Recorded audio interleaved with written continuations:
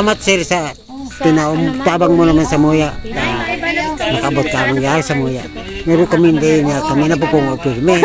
Iyo pong. Na-miss niyo ako? Iyo. Si Alam ko naman kasing nasa maganda na yung kalagayan nyo, kaya kailangan nyo ng iwan. Ako si Roy Buluan, aka Uragon Hani. Natagpuan namin itong pamilya na to, aksidente lang kasi parang hindi naman kami talaga actually pupunta dito sa lugar na to. So nagkataon lang siguro talaga na makita namin yung pamilya na to. So bali may natanungan kami na dalawang babae dun sa may kalsada. So nagtanong kami. So sila nga ate Carla nga yung tinukaw sa amin. So pinunta namin agad-agad. Doon namin nalaman yung kanilang sitwasyon, kanilang kalagayan. So sa madaling sabi natulungan namin sila, naipayos namin yung bahay nila. Wait lang, anong reaction mo nung nalaman mo? Tay, excuse me po, kita ka po. Anong reaction mo? Yung reaction ko nung una ko silang makita, siyempre unang-una naawa talaga ko sa mga bata dahil walang mga damit,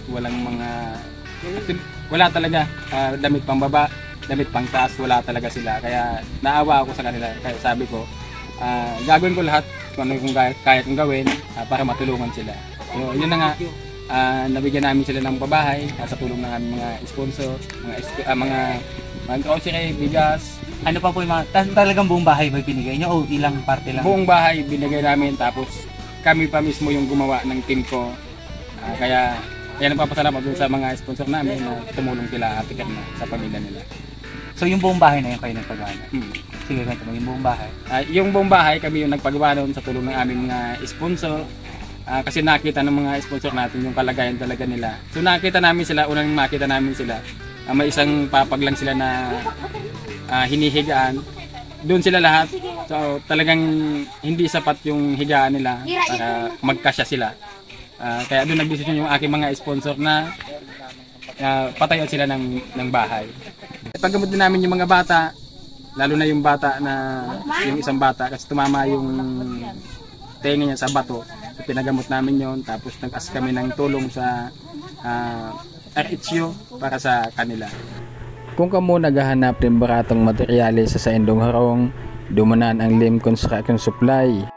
Yaon sa ini sa sentro ang tigaon kaya madali sa nang hanapon. Hanapon lang si Sir Michael Lim. Kung kamo man naghahanap ng mga light materials para sa Indong Harong, dumanan ang Dominguez Construction Supply. Ini madali sa naman makuha taharan ini sa simbahan kang tigaon, kahampang kang hinulid.